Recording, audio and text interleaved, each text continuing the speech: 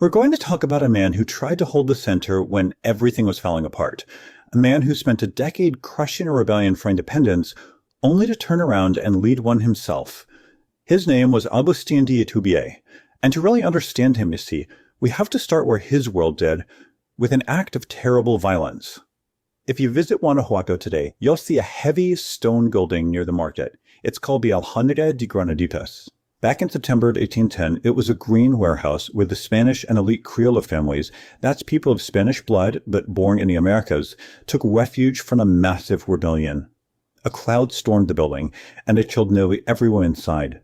On that day, a whole new kind of war was born. Watching all of this was a young royalist army officer, Agustin de Iturbide. He saw the massacre, and it led him to a conclusion that would drive him for the next 10 years. But inside that long war he fought against Mexican independence, another war was quietly starting to take shape, a war inside of him. Okay, let's jump forward to the winter of 1815. Iturbide's royalist army is laying siege to an insurgent fortress called Coporio, up in the hills of Michoacan. The fighting is ugly, the kind of messy, brutal conflict that leaves no clean edges. And there, sheltered behind a rock, Iturbide turns to a fellow officer, Captain Vicente Fisolola, and he says something that he has absolutely no military reason to say. He says that independence, well, it would actually be quite easy to achieve. That if the Mexican troops, the rebels and the royalists, all of them, if they just united, the thing could be done, just like that. But then he looks out at the chaos of the insurgent lines, at the violence that had just consumed his home region for 5 years, and he comes to this completely paradoxical conclusion. To get to his vision of an orderly, unified independence, this current disordered rebellion would first have to be completely taken apart. Any proper plan, he thought, required order before it could even begin. And then he went back to the siege. So how does a man arrive at a contradiction like that? To understand Agustin de Iturbide, you first have to understand the world that made him, a region they call the Bajío. The Bajío was the engine of New Spain. It was the most productive, most populated region in the whole colony, churning out silver from its mines and grain from its haciendas. It was a machine of enormous wealth. There was also a machine of enormous tension. Think about it. 70% of the indigenous people here were landless, drifting from hacienda to mine. The mixed-race populations, the castas, they carried these heavy tax burdens. The whole structure was immensely profitable and also immensely fragile. And the local elite, they were afraid of it.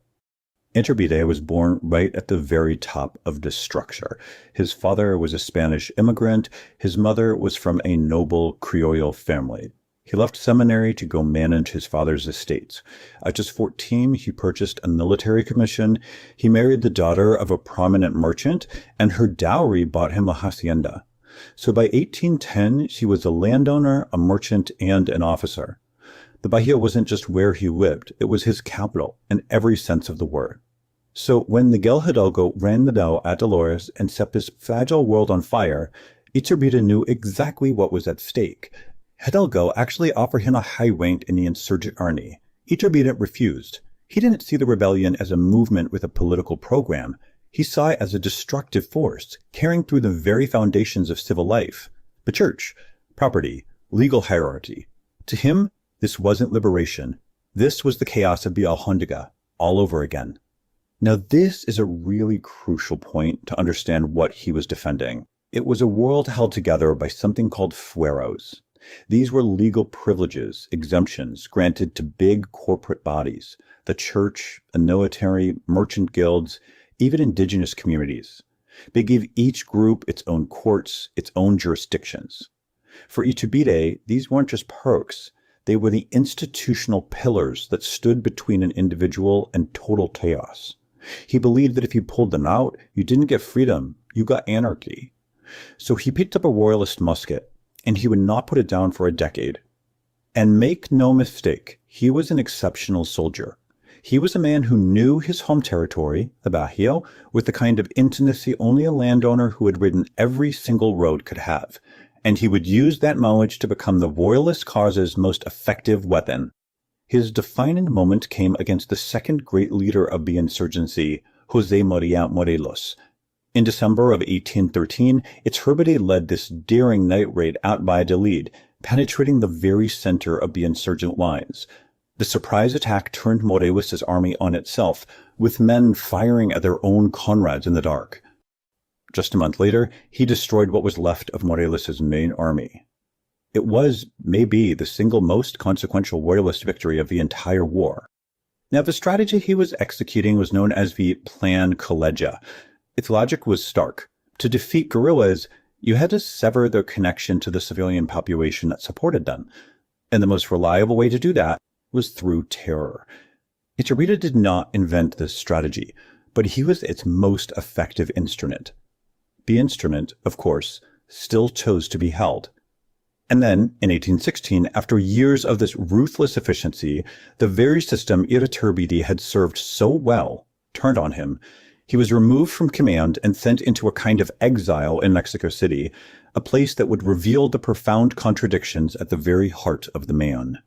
Formal charges were brought against him, monopolizing regional trade for his own profit, sacking estates, abusing his power, and embezzling a massive sum from the royal coffers.